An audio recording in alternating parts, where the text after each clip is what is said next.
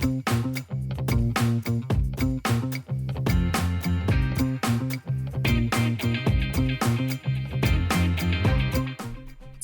in episode 8 is the second part of the Explosive Atmosphere series.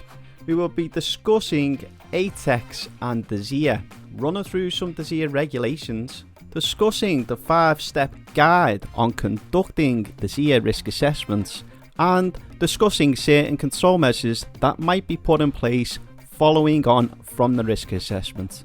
So sit back, grab a brew, and let's get to the podcast.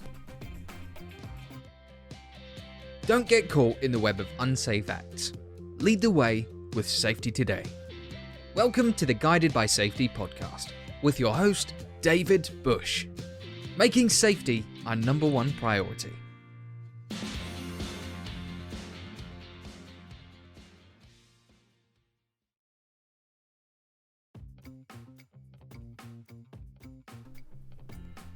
Again, before I start, I would like to remind you that all the show's contents timeline guide will be in the description on YouTube, because there's a lot of information to be absorbed today, and it would make it easier for you lot to navigate around and pinpoint certain areas that you want to make some notes on.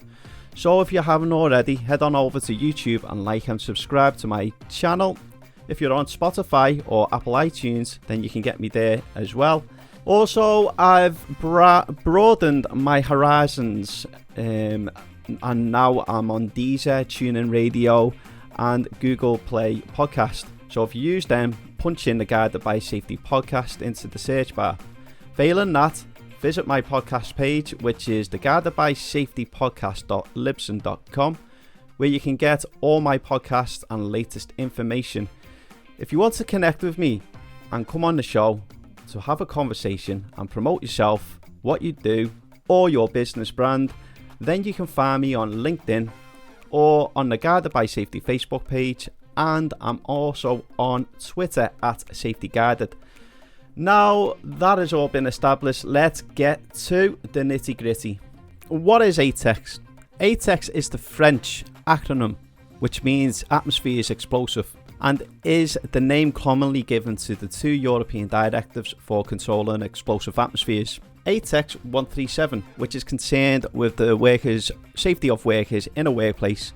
So it's all about risk assessing and safeguarding your workforce by using principles of prevention, which is like avoiding risks, evaluating the risks which cannot be avoided, combating the risk at source, and adapting to technical process.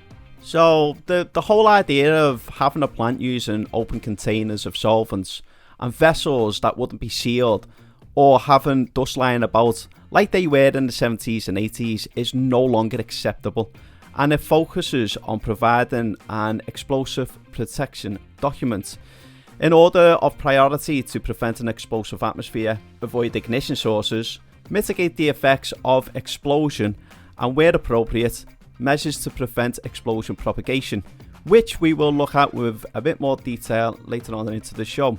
Okay, so this is an EU directive, but the requirements of ATEX 137 are incorporated into UK law through Regulation 7, which is concerned with the places where explosive atmospheres may occur, Regulation 8, arrangements to deal with accidents and emergencies, and Regulation 11, the need to coordinate explosion protection measures with other employers who share the same workplace of the DSEAR regulations. And there's also ATEX 95, which is concerned with to ensure free movement for the products to which it applies in the EU territory.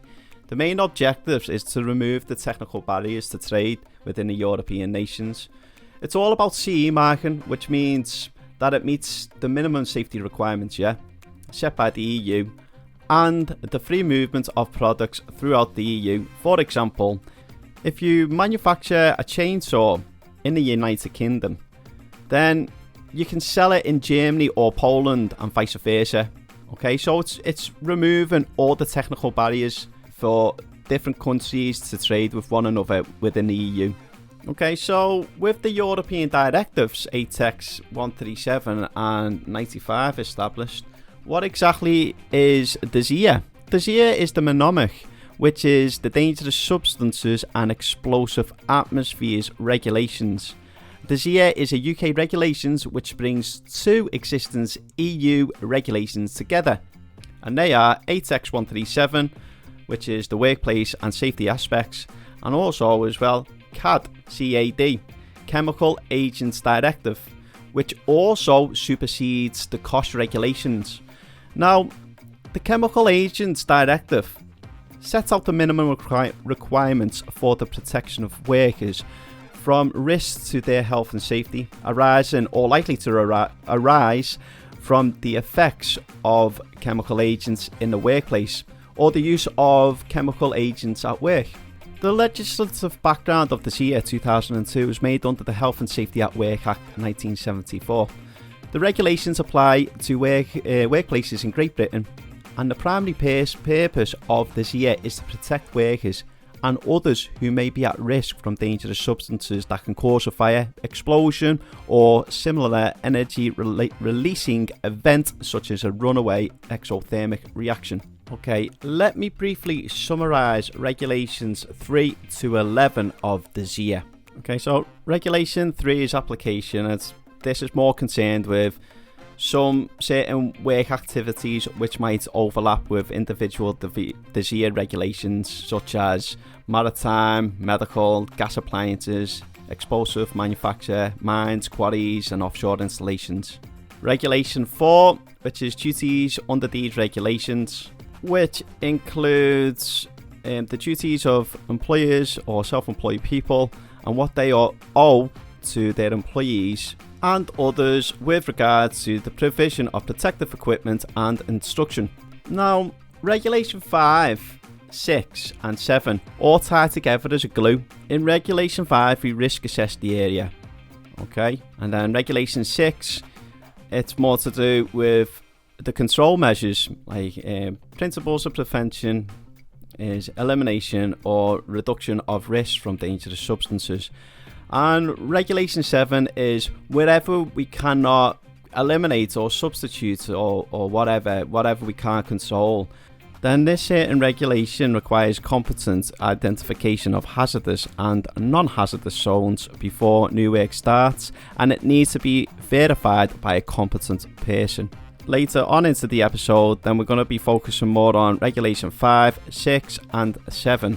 Anyway, moving on. Regulation 8 requires the emergency to deal with accidents, incidents and emergencies. This requires employers to protect the safety of employees by forward planning to have in place arrangements to deal with accidents, emergencies and incidents, including the evacuation, escape or rescue of people.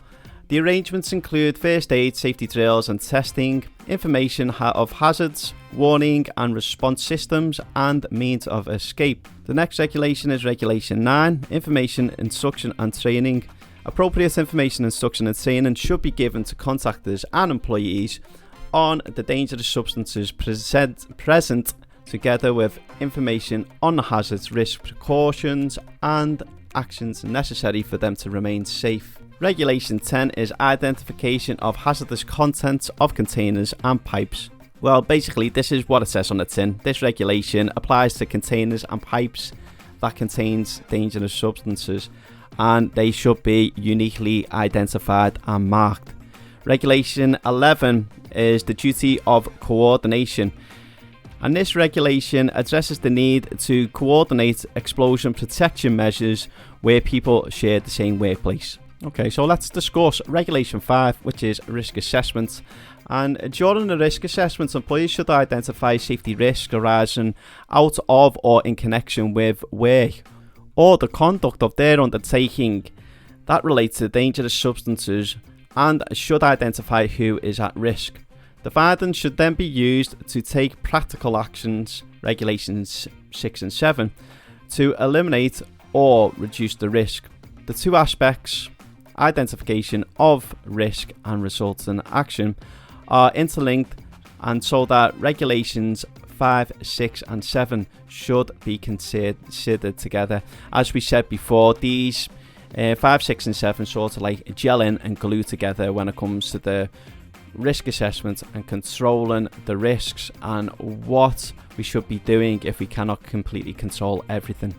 Okay guys, so I just want to make a disclaimer. You might want to get an experienced consultant in when it comes to the DSEAR risk assessments, because there's a lot to them, and if it goes wrong, then basically you're in for the high jump. So definitely go with the more experienced person option. Okay, so assessing the risks. Before the work is carried out, employers must assess the risks that might be caused by dangerous substances.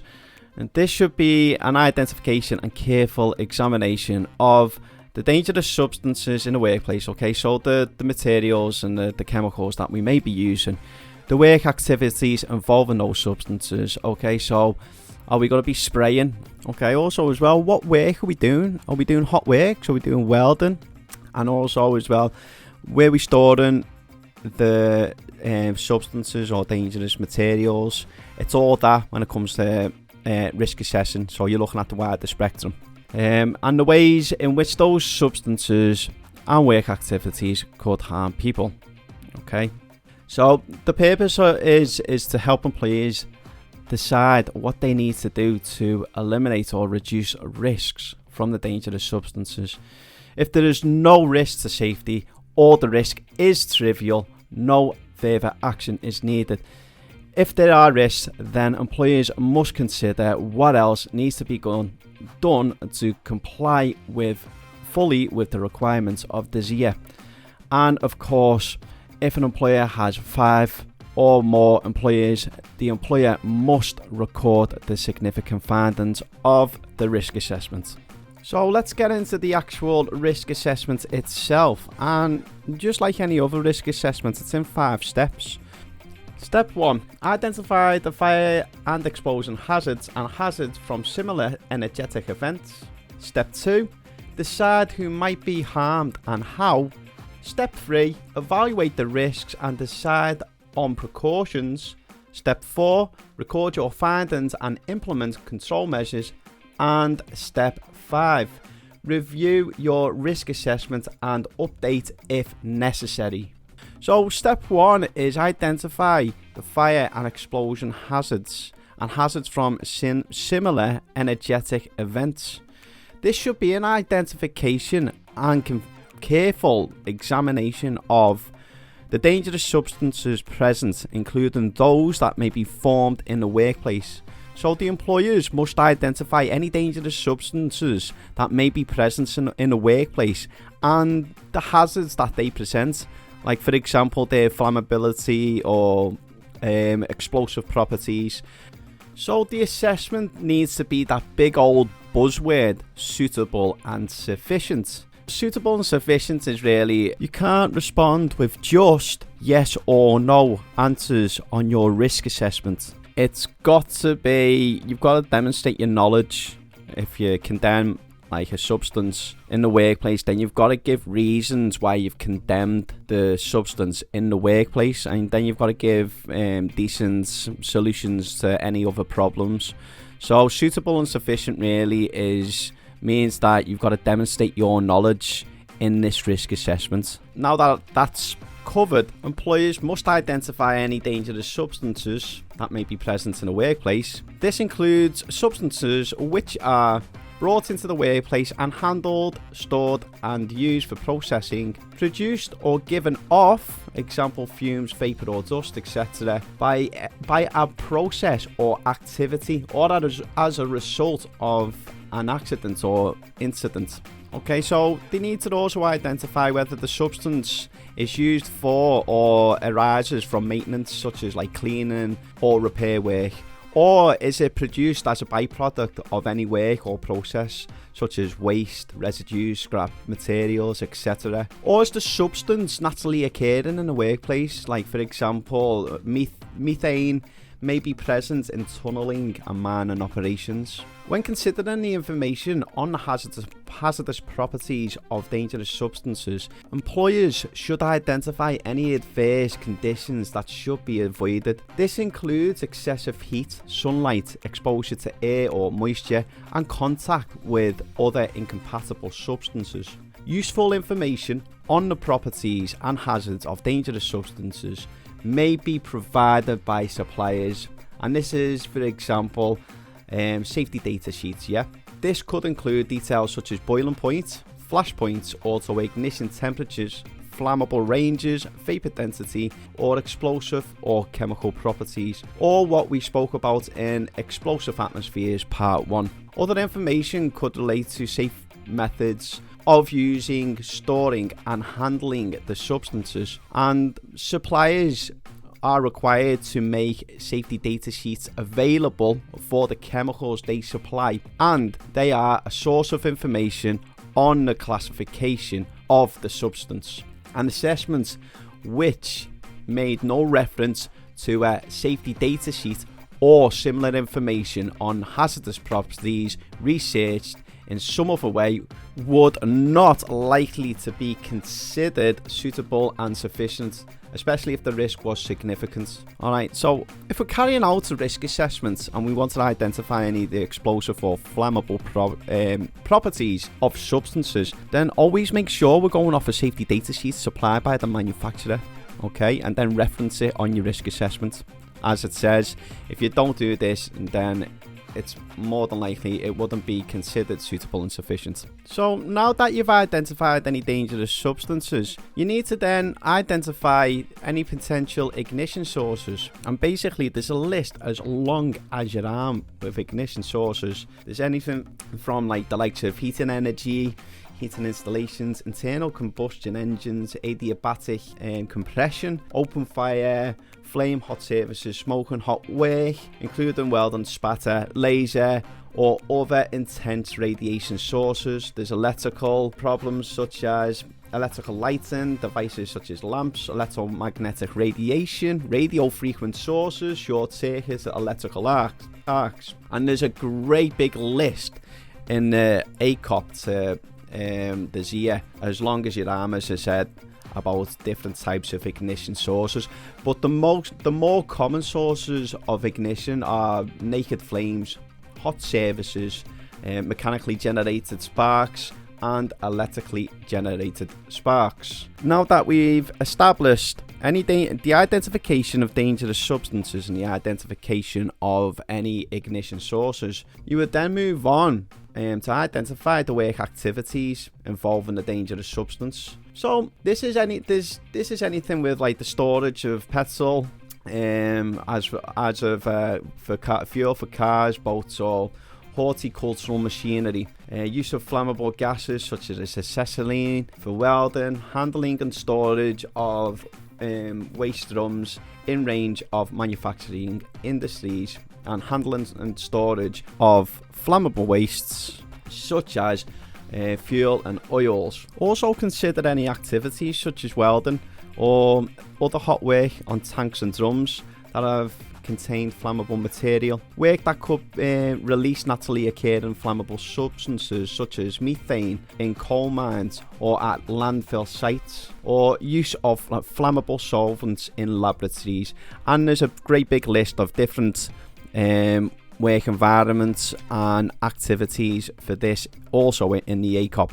Anyway, moving on. Okay, so we've gone through the identification of dangerous substances, ignition sources and work activities. Okay, so what else do we need to take into consideration on step 1 of the risk assessment? And the next one I want to cover is the possible formation and extent of explosive atmospheres. Okay, so this part of the assessment focuses on if any zoned areas are needed. Okay, so it glues together with Regulation 7 this part. Here you would look at the hazardous properties of dangerous substances you may have in a workplace, the amount of dangerous substances you may have, the pressures and temperatures at which the dangerous substance will be handled, and the containment system and controls provided to prevent liquids, gases and vapours or dust escaping into the general atmospheres of the workplace, etc. This is the point where you would determine where to classify zones. When special precautions are needed, example, to allow short-term maintenance or repair, there is no requirement to draw up a revised area classification plan, but there is still a requirement to take proportionate approach to risk assess the short-term conditions. Likewise, dangerous substances in small pre-packaged containers for sale, display, etc. in retail premises would not normally require the area to be classified as hazardous. However, procedures to clean up and dispose of any spillage, release and control ignition sources in the event of such release will be needed. However, if there's an escape of gases, vapours and dust from process appliances in a relatively confined atmosphere, then we should start potentially looking at zoning the areas. And the last area of concern when it comes to step 1 of the DSEAR risk assessment is the scale of the anticipated effects from the fire, explosion or similar energetic event. Okay, with the potential for an explosion, the scale of effects and the extent of harm will depend on the substance, the amount involved and how quickly it can be consumed. If the internal building configuration or obstructions will have an effect on the rate of burning, the size of the potential explosive atmosphere and the magnitude of the direct and indirect forces created, the amount of heat radiated, how the incident could escalate and whether conditions exist or could develop to cause a further fire, explosion or similar events. Consideration of these factors will allow an assessment of who will be affected by an accident and to what extent and what mitigation measures will be required. Okay, so that was all as step 1 of the DSEAR risk assessment. Now, step 2 is decide who may be harmed and how. Identify the people at risk from the fire, explosion hazards or similar energetic event involving the dangerous substance. And then, based on your consideration of the anticipated effects of the incident, determine who might be potentially harmed by it, such as maintenance staff, contractors, cleaning, visitors, and especially vulnerable people like young persons, pregnant women, and people with disabilities. We also need to include members of the public who might be put at risk by the work activity. So that was step 2. Now, step 3 is evaluate the risks and decide on the precautions. You should determine whether the measures taken are adequate to eliminate or reduce the risk from dangerous substances, that is, so far as reasonably practicable. This should take account of such things as the potential substituting of the dangerous substance by one that is non-hazardous or one that is less hazardous, and the control measures to prevent a fire, explosion or similar energetic incident from occurring, and the mitigation measures to limit the scale and magnitude of the incident should it occur. Now, a little later on into the episode, we're going to go through control measures and mitigation measures, but for now let's just focus briefly on the DSEAR risk assessment 5-step guide. We've gone through step 1, and that's the identification of any dangerous substance. Step 2, deciding who might be harmed and how. Step 3, evaluation of the risks and decide on precautions. Now, step 4 is how you're going to record the findings and implement control measures. So, if you employ 5 or more employees, you should record the significant findings of your risk assessment.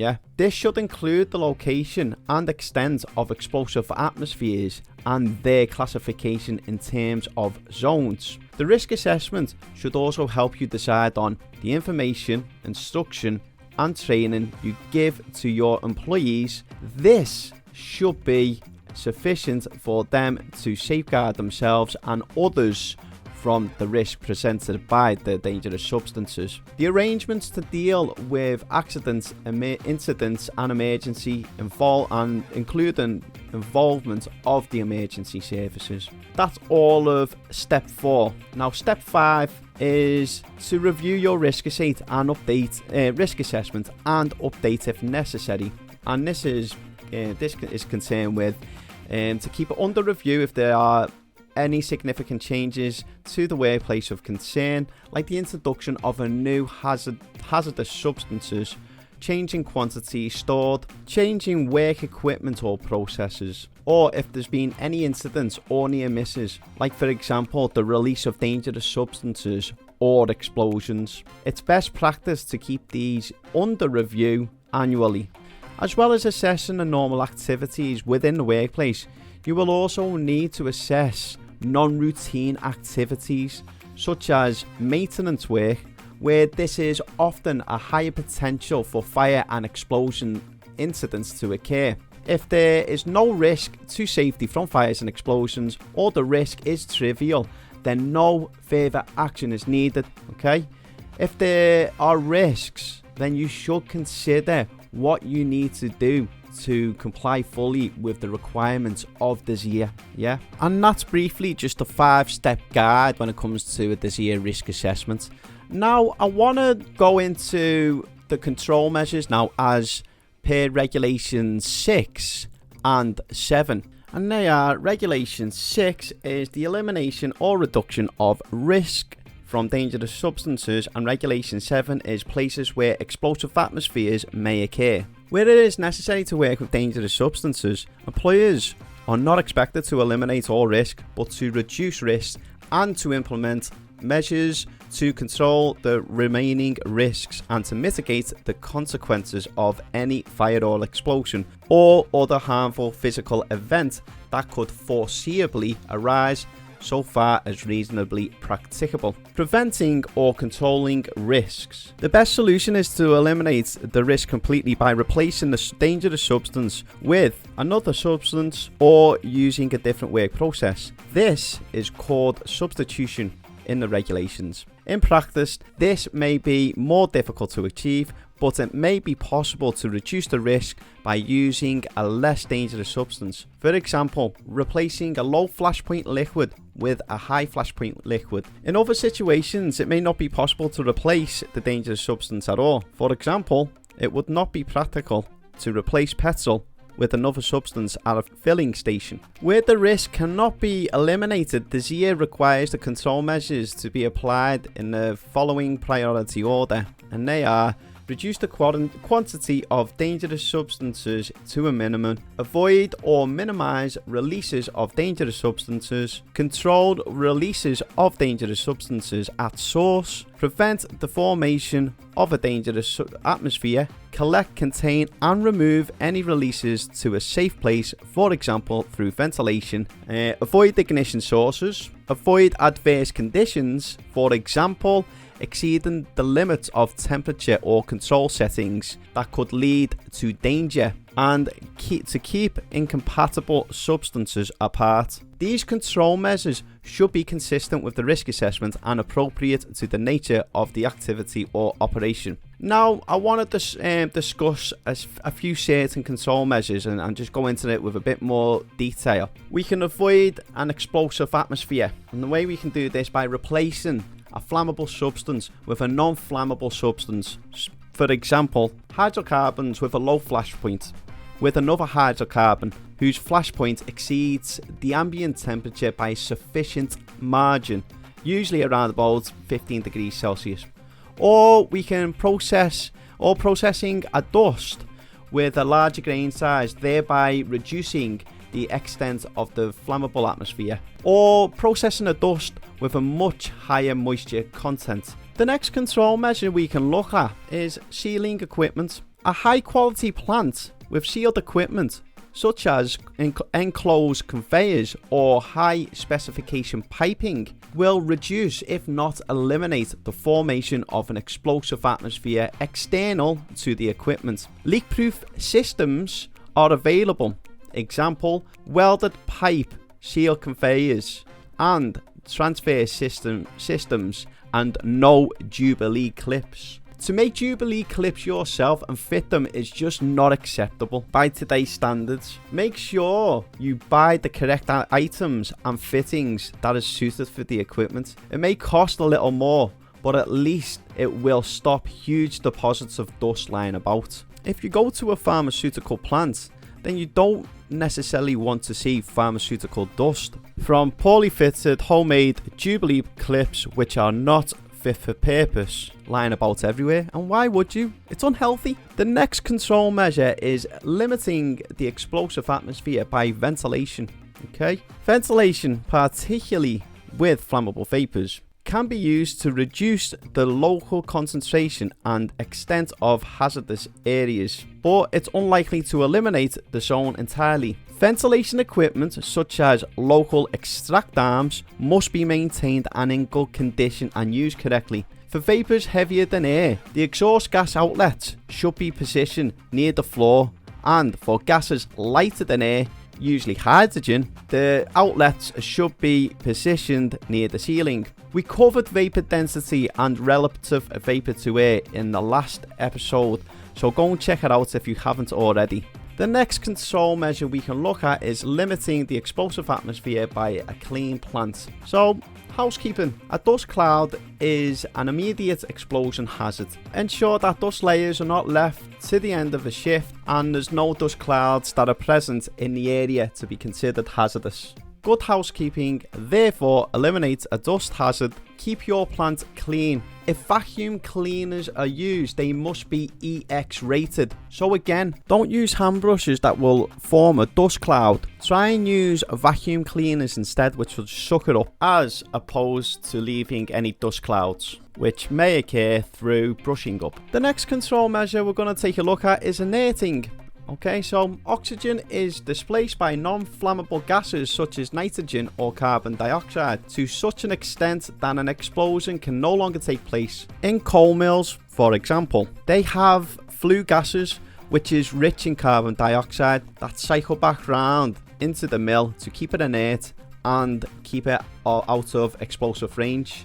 Inerting is a reliable method that is also used in plant items such as vessels, dryers and centrifuges, etc. Oxygen analysis or defined purge cycles is used to ensure inert atmospheres, with oxygen limits and procedures being adhered to always, and this is widely practiced in the chemical industry and coal mills. And what they used to do to inert an atmosphere in a coal mine, they used to surround the mine with limestone, because limestone is considered an inertable solid, not an inertable gas, an inertable solid. You can have inertable gases such as nitrogen and argon, for example, but you can have inert solids as well, such as limestone. So what they used to do in the coal mines was surround the atmosphere in limestone, and if there was a formation of combustible coal dust, then the limestone will keep it out of flammable explosive ranges and inert the atmosphere. So moving on from inerting the atmosphere, we would look at the avoidance of ignition sources. We put all these measures in to prevent an explosive atmosphere from occurring. However, we can't always avoid them. That's why we have to create zones as per Regulation 7. To zone an area can be very expensive depending on how stringent the area is. The more stringent the zone is, then the more advanced the equipment will be, and we would have to designate the zone by warning signs, hazardous area markings, and we would have to have hazardous area drawings. Classification of hazardous places. Hazardous places are classified in terms of zones because of the frequency and duration of the occurrence of an explosive atmosphere. For gases and vapors, a zone 0 would be a place in which an explosive atmosphere consisting of a mixture with air of dangerous substance in the form of gas, vapor or mist is present continuously for long periods or frequently. Zone 1 would be a place in which an explosive atmosphere consisting of a mixture of air of dangerous substances in the form of gas, vapor or mist is likely to occur in normal operation occasionally. And zone 2 would be a place in which an explosive atmosphere consisting of a mixture with air of dangerous substances in the form of gas, vapor or mist is not likely to occur in normal operation, but if it does occur, it will persist for a short period only. Okay, so let's create a mental picture to what a zone 0, 1 and 2 is exactly, if you imagine a petrol station or a gas station, as they say over in the US, a Zone 0 will be located in anywhere where there's a storage of flammable liquids and gases, okay? So think inside any petrol tanks or flammable liquid tanks. The hazard above the liquid inside the tank or vessel would be a Zone 0 because it's present and continuous. A Zone 1 would be located wherever there's an inlet or outlet filling in point, such as the connecting areas on the underground petrol tanks or anywhere where the pump handle connects to the inlet to fill up your car. Okay, so anywhere where there's potential for vapors and gases to escape in likely normal operating conditions. A Zone 2 would likely be the surrounding forecourt, where there's an unlikely escape of gases and vapors in normal operation. But if there is an escape, then it will only be for a short period because of evaporation, or the flammable range will dilute due to wind dispersion. Another example for gases and vapors would be a flammable liquid storage tank. Zone 0 would be the liquid inside the tank because of its continuous presence of vapors, and Zone 1 would be the tank's liquid inlet fill. So as we're filling and venting, we're pushing the vapors out, and the vapors will likely to occur in normal operation. And Zone 2 would be anywhere in the surrounding bundle around the tank because there's not likely to be a leak, but if there was, then that's where vapors may accumulate, especially if they were heavier than air, and they would only persist for a short period of time. Okay, so they're the examples that can come up with Zones 0, 1 and 2, and remember, they are for gases and vapors. For dusts, we have Zone 20, Zone 21 and Zone 22. Zone 20 is a place in which an explosive atmosphere in the form of a cloud of combustible dust in air is present continuously or for long periods or frequently. Zone 21 is a place in which an explosive atmosphere in the form of a cloud of combustible dust in air is likely to occur in normal operation occasionally. And Zone 22 is a place in which an explosive atmosphere in the form of a cloud of combustible dust in air is not likely to occur in normal operation, but if it does occur, will persist for a short period only. Okay, so a mental picture for that one, for the Zone 20 will be a cloud and it has to be there continuously. And the only place we will get that is likely to be inside the vessel. Zone 21 would be if a cloud could occur occasionally in normal operations, and that could be like a product which forms combustible dust dropping down a chute from one vessel to another, and it could generate a combustible dust cloud, okay, only in running operations. Okay, so where it's likely to occur. And a Zone 22 would be if it's a cloud capable of creating an explosion outside of normal operation. So this could be around the vessel equipment like spills and leaks, but really that's nothing that a good housekeeping system cannot sort out. Let's move on to the next control measure, and that's ATEX certified equipment for areas zoned as hazardous. Now we know what zones there are and different types of zone. We have to avoid ignition sources, and as I said before, there's a list as long as your arm for different types of ignition sources. But the main types of ignition sources we need to deal with on a day-to-day basis are hot surfaces, electrostatic discharges, fire, naked flames, glowing, smouldering material, mechanically and electrically generated sparks. There have been some absolute horror stories where hot lamps gets lowered into dust clouded vessels to check the level of powder or to gain a better view. And you know as well as me that there is an ignition source in a flammability range straight away. There's been hot works carried out in DSEAR zones without permits to work while a plant is operational and running, and cigarette butts flicked out into buns where liquids and vapors accumulate. equipment. And these are, of course, the product of workplace cultural and organisation errors, which we will cover later on into the episode. Anyway, once an area is zoned, only equipment for that zone or a more stringent zone can be used. Non-certified equipment, such as maintenance equipment, can be used under a hot work permit and only if all the necessary safeguards have been put in place. Non-certified forklift trucks cannot be used in zoned areas, only for a few exceptions. You can bring an uncertified forklift truck and trucks into unload flammable liquids into a tank farm or whatever, but those are coming in and out of explosive atmospheres as part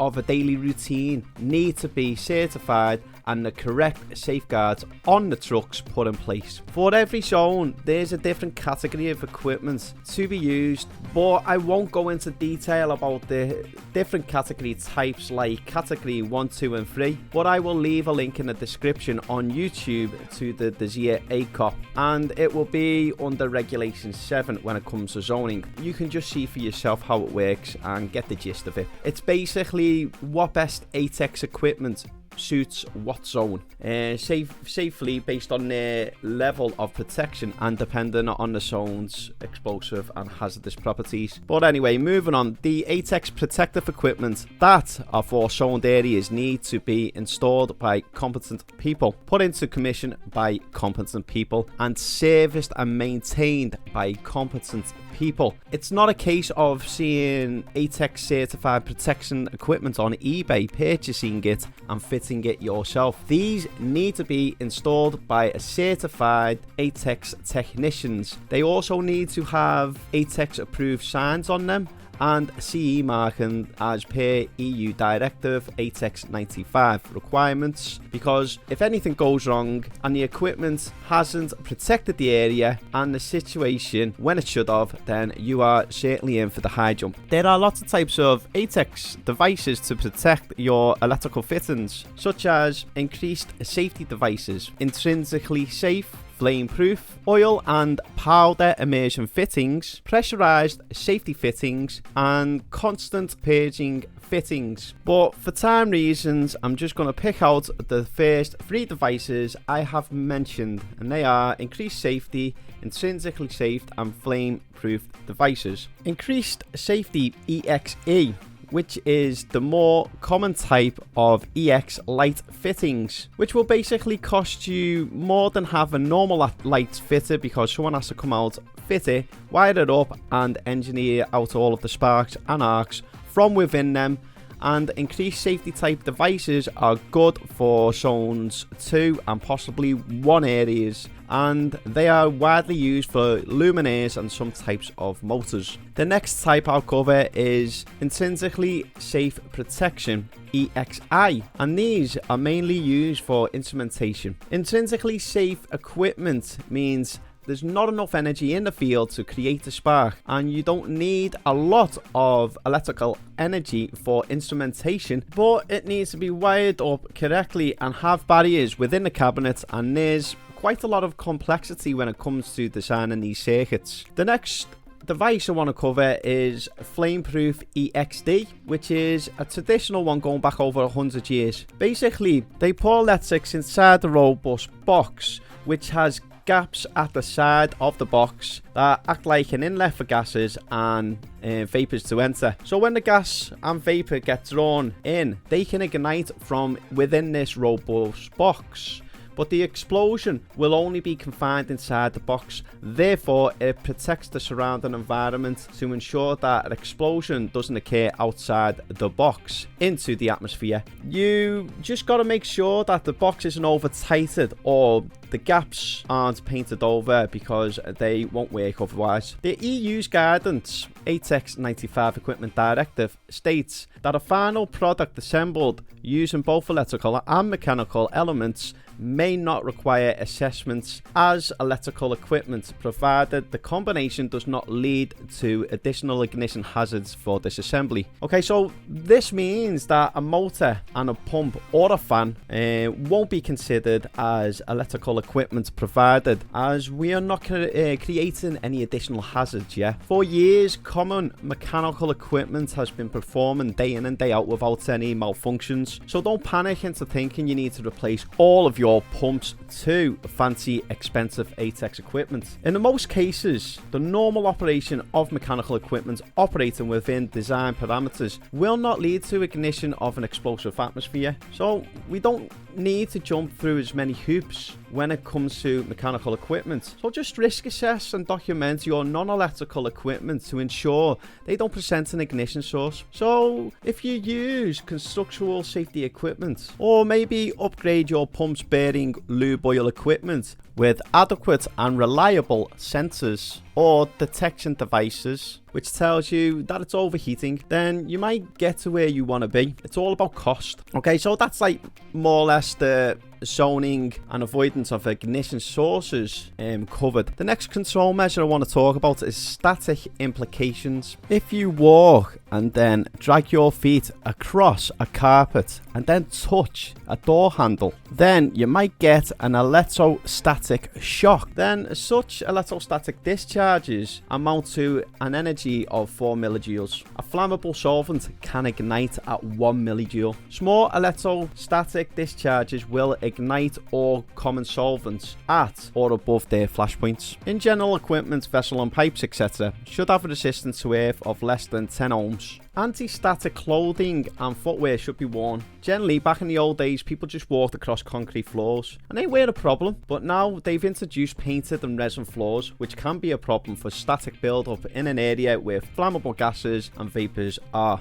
Okay, we also need to be careful with flexible immediate bulk storage containers, FIBCs. These are widely used for the transport and storage of powders. There have been explosions while people are loading powders into the wrong types of bagging, as plastics generate a lot of static discharge. FIBCs are used as safe bags and containers for the handling and disposal of combustible dust in explosive atmospheres. There are 4 types of FIBCs, and they are A, B, C and D, and these are used for the increasing level of anti-static precautions. Always make sure the correct FIBC is used and ensure the correct earthing procedure for that FIBC. When filling up and unloading drums on IBCs, it is essential to use the correct earthing straps. Failure to follow the correct earthing procedures could lead to ignition. Okay, so I want to move on to the next control measure, which is mitigation. If we can't avoid all ignition sources, then we need to mitigate the effects. And what mitigation is basically is to soften the blow of an explosion. So mitigation, in addition to control measures, DSEAR requires employers to put mitigation measures in place. These measures should be consistent with the risk assessment and appropriate to the nature of the activity or operation, and include reducing the number of employees exposed to the risk, providing plant that is explosion resistant, providing plant that is corrosion resistant, providing explosion suppression or explosion relief equipment, taking measures to control or minimize the spread of fires or explosions, and providing suitable personal protective equipment. Now, let's take a look at constructional explosion protection. And this is anything to do with explosion resistant construction, explosion venting, explosion suppression, and explosion isolation. As we said, sometimes you can't always avoid ignition sources completely from an explosive atmosphere. For example, you can never say that you will never get ignition from within a hot surface of a dryer, because self-ignitions and glowing nests occur. So what do we mean by glowing nests? If you picture a coal stack, for example, in a coal-fired power station, you might get a coal chute to a mill that might be blocked, okay? And it could lead to a stack of coal which is about 4 to 5 feet. So what will happen? Down at the lower level of the coal stack, there'll be a lot of compression there. And if moisture gets in, then the coal stack will start to decompose and start a fire. This is just an example of the dangers of compression when it comes to combustible solids and dusts, such as coal and various other materials. Now, say for example, a combustible layer of substance or dust builds up and starts to get thicker and thicker in a milk dryer or roaster system. It may start to self-combust at elevated temperatures, and what can happen? These little glowing nests can break loose and get swept into the silo, and then suddenly it's there into a big cloud of combustible dust and air around it, and the silo will just go bang. And using another example, there's the internals of a high-speed coal mill, where metal could get in and break loose and create a spark or cause an explosion. You can never say that these explosions aren't going to happen. We also cannot guarantee complete ignition of small electrostatic discharges. If the powder is not ignition sensitive, like the minimum ignition sensitive energy (MIE) is over 10 millijoules, then the avoidance of ignition sources on its own can be seen as a single protection method. If the powder, however, is ignition sensitive (MIE) under 10 millijoules, then we need to consider additional measures, and the choices are to inert or apply constructional measures. Okay, so what different types of constructional measures are there? We can have explosion resistant designs, explosion venting designs, and explosion suppression designs. Explosion resistant designs.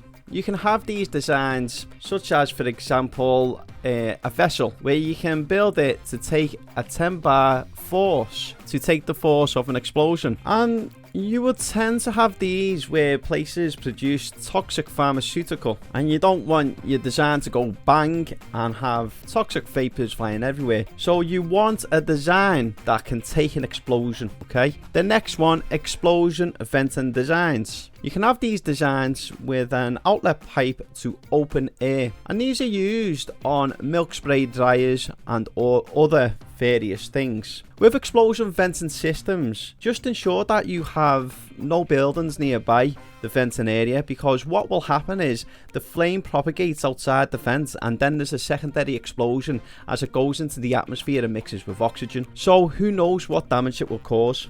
Ideally, the vents would need to be positioned in a vertical position, so the secondary explosion can just go right up into the atmosphere. And then there's explosion suppression designs. You can fit explosion suppression bottles with electronic sensors that detect the start of an explosion and immediately fires the suppressant material to stop the explosion developing any further. So you only maybe get 0.2 or 0.3 of a bar of pressure, and it's only a small explosion, and that can be contained within a vessel. Now, what you also need to be aware of is not only the construction designs of a vessel, for example, but if there's an explosion, is it going to be confined to one area, or is it going to travel along to other vessels via pipework and ductwork? An explosion can happen in one vessel, and a propagating flame can travel through any pipework and increase to detonation supersonic speeds, and basically damage the next vessel down, and then travel to other connecting vessels, creating like a domino effect of explosion vessels from one vessel to another. So to stop the transfer of these explosions through pipework leading onto other vessels, for example, there are a number of protective devices. For gas explosions, you can use flame arresters, which quench the flame as it travels through pipework. However,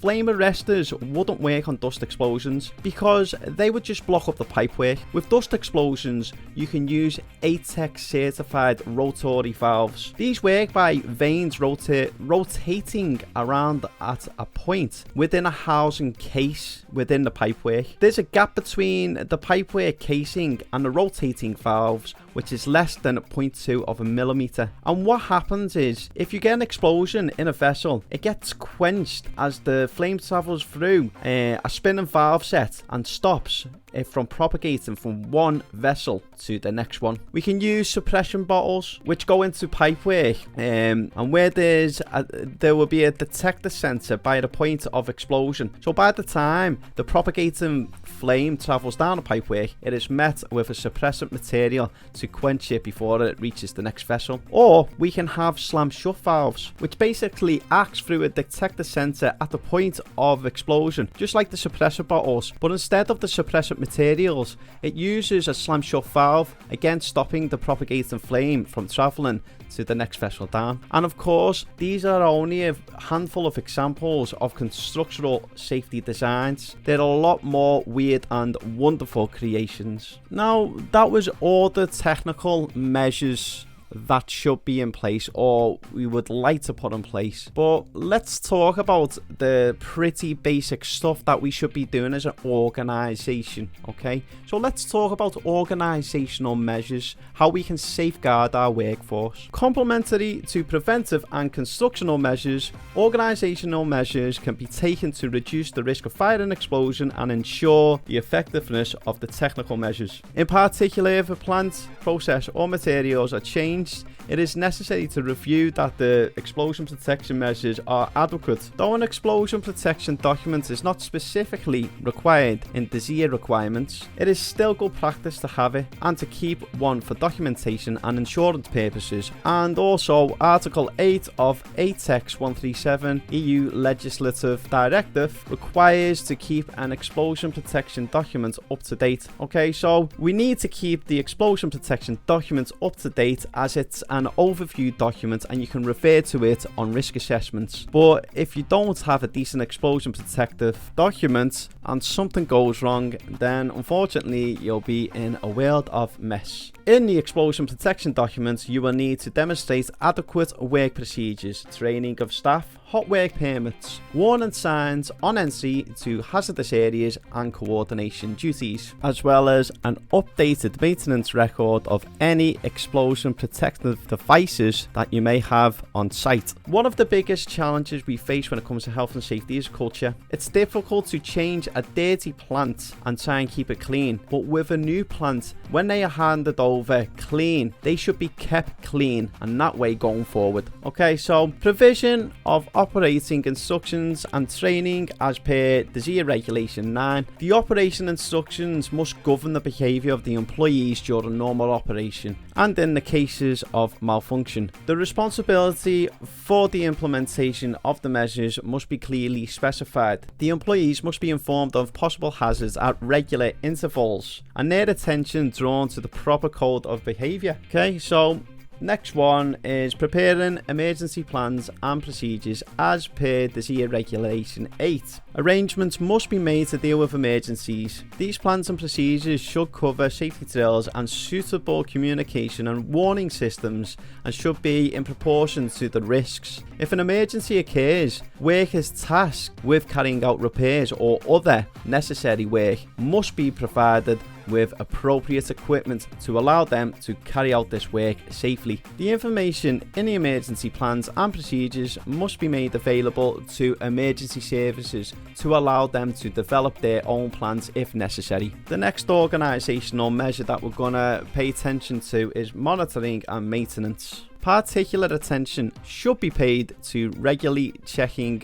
and maintenance of the plant, and these can be particular safety devices such as any equipment or plant units which could act as an ignition source, such as bearings. So it's important to have maintenance schedules. If an equipment manufacturer sells you non-electrical equipment and gives you key maintenance details, and you must adhere to them, as if it fails, then you're the one in trouble and not them. The next on the list of organisational measures we're going to focus on is PPE, equipment and plant cleaning. The necessary protective clothing and equipment, example anti-static clothing and conductive shoes, must be provided, used and kept in good condition. Cleaning must be carried out not only at regular intervals, but also particularly during or after work, which produces any dust deposit. Okay, so next on organisational control measures is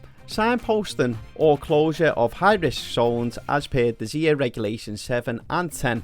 Areas, zones which are endangered by explosion must be signposted. Areas where there's hazard due to explosion venting, effects of pressure and flames, or due to the use of inert gases like danger of suffocation must be signposted and cordoned off. So make sure you don't have people walking around where there are areas of explosion venting on a regular basis. Okay, under maintenance it might happen. However, in these circumstances, you would expect to have isolations in place. And the very last but not least is co-ordination duties as per DSEAR Regulation 11. The explosion protection document needs to be coordinated with people who share the premises or contractors who come on site. So where workers from several undertakings are present, each employer is responsible for matters under their control. The employer responsible for the workplace is also responsible for coordinating the implementation of all measures concerning workers' health and safety with all other employers sharing the workplace. The explosion protection document shall state the aim of coordination, the measures and procedures for implementing it. And that is all we have for today, folks. So to reiterate and conclude, we have discussed ATEX and DSEAR. We've ran through some DSEAR regulations. We've discussed the 5-step guide on conducting a DSEAR risk assessment and discussed certain control measures that might be put in place following on from the risk assessment. So again, guys, do not try and take all this information on board straight away, as I will be leaving timeline guidance in the content section over on YouTube. If you like what I do, then don't forget to like and subscribe to me on YouTube. You can also get me on Spotify and Apple iTunes, or my podcast page, which is the Guided by Safety podcast.libsyn.com. You are very much welcome to connect with me under David Bush on LinkedIn, Twitter at Safety Guided, and Guided by Safety Facebook page. So join the comment relay, have your say. Let's get a discussion going about explosive atmospheres. I've shined the light out. Did it reach you, or has it just echoed back to me? We will see. Until the next episode, this is David Bush signing out.